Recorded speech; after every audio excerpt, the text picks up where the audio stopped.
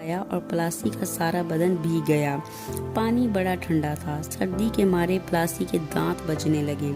इसी दौरान जब्बार गोदाम में दाखिल हो गया। वो बड़ा रहा था, खबीस खरगोश, आज तू मेरे हाथ से बच नहीं सकता, आज तो मैं तुझे मार कर ही दम लूंगा। प्लासी ये सुनकर डर गया।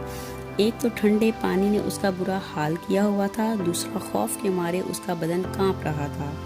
जब्बार को पूरा यकीन था कि नन्हा खरगोश गोदाम में छुपा हुआ है, इसलिए वो बड़ी एहतियात से चीज़ों में उसे तलाश कर रहा था। उसने खाली गमलों को उठाकर देखा। अचानक उसकी नज़र पानी के बर्तन पर पड़ी तो वहाँ प्लासी के कान दिखाई दिए। आहा, तो ये यहाँ छुपा बैठा है, जब्बार चहक कर बोला। प्लासी ने गर्दन उठाकर बाहर देखा तो जब्बार उसकी तरफ बढ़ रहा था। प्लासी परेशान हो गया। उसने हिम्मत करके पानी के बर्तन में बाहर छलांग लगाई और एक तरफ लपका। जब्बार ने उसे पकड़ने की कोशिश की, मगर प्लासी उसे झुकाई देकर खिड़की के रास्ते बाहर निकलने में कामयाब हो गया। जब्बार ने नाकाम होकर गुस्से से अपनी लात घुमाई। प्लासी उसकी जोरदार ठोकर से बच न पाया और बुरी तरह लड़खड़ाता हुआ बाहर जा गिरा। खिड़की में पड़े हुए फूलों के गमले भी उसके साथ गिर पड़े।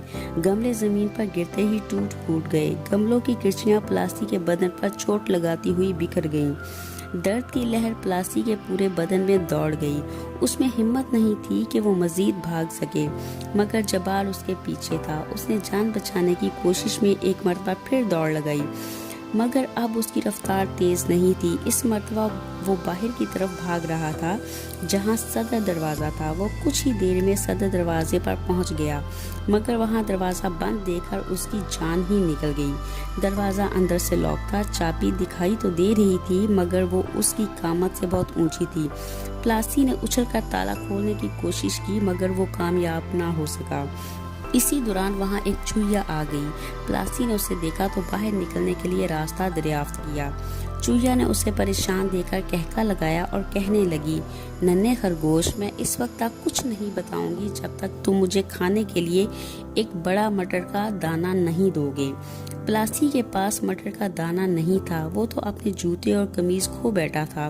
प्लासी चूहिया की मिन्नत समाजत करने लगा, मगर उसने जवाब देने से साफ इनकार कर दिया। प्लासी बुरी तरह फंस चुका था। वो ना तो बाहर जा सकता था और ना ही जब्बार के मकान में सलामत रह सकता था। इस दौरान जब्बार के कदमों की चाप सुनाई दी। प्लासी रोने लगा। चूहिया उसे रोता छोड़कर लौट गई। प्लासी ने सोचा कि रोने से काम नहीं बनेगा, उसे रास्ता तलाश करना चाहिए। वो गेट से वापस मुड़ा और आहिस्ता आहिस्ता चलता हुआ खेतों के दरमियान से होता हुआ मछलियों के तालाब पर पहुंचा। वहां एक सफेद बिल्ली बैठी हुई दिखाई दी, जो कि तालाब की मछलियों को ललचाई हुई निगाहों से देख रही थी। बिल्ली को देखकर प्लासी की गगी बन गई। वो नजर बचाकर वहां से उल्टे कदमों वापस लौटा। वो गोभी के खेत में पहुंच गया। उसे ख्याल आया कि किसी बड़े पौधे पर चढ़कर देखना चाहिए। वो गोभी के पौधे पर चढ़कर इधर उधर देखने लगा। अचानक उसका चेहरा मुसद्दत से दमक उठा। करीब के उसे बाहर निकलने का रास्ता दिखाई दिया। इसी रास्ते से वो जब्बार के खेतों में दाखिल हुआ था।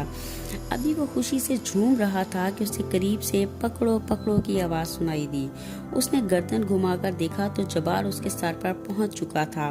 प्लासी ने जिस्त लगाई, जब्बार के हाथों में निकल गया और एक वो लम्हा भी देर करता तो जब्बार ने उसे दबोच लिया था।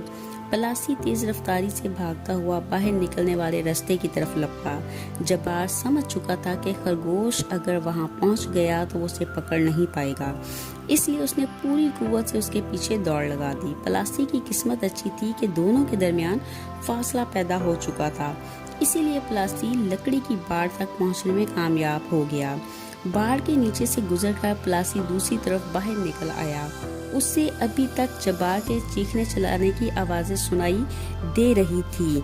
कुछ दूर बेरों के बाग में उसे अपने तीनों भाई दिखाई दिए। वो उनकी तरफ चला आया। उन्होंने जब प्लासी की बुरी हालत देखी तो वो घबरा गए।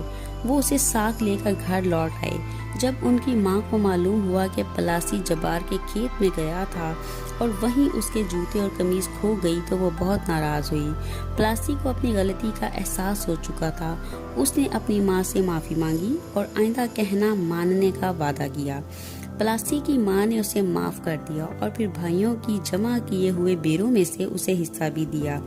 وہ مل جل کر بیروں کا مزہ لینے لگے۔ ادھر جبار کو پلاسٹک کے جوتے اور قمیض مل چکی تھی۔ اس نے عبرت کے لیے ان چیزوں سے پتلا بنا کر ایک کھیت میں لگا دیا تاکہ آئندہ کوئی خرگوش اس کے کھیت میں داخل ہونے کی کوشش نہ کرے۔ دیکھا بچوں، بڑوں کا کہنا نہ ماننے کا کیا انجام ہوتا ہے، اسی لیے کہتے ہیں کہ بڑوں کا کہنا ماننا چاہیے۔ امید کرتی ہوں کہ ہماری یہ سٹوری میرے سب ویورز کو پسند آئی ہوگی۔ مزید کہانیاں سننے کے لیے ہمارے چینل کو سبسکرائب کریں۔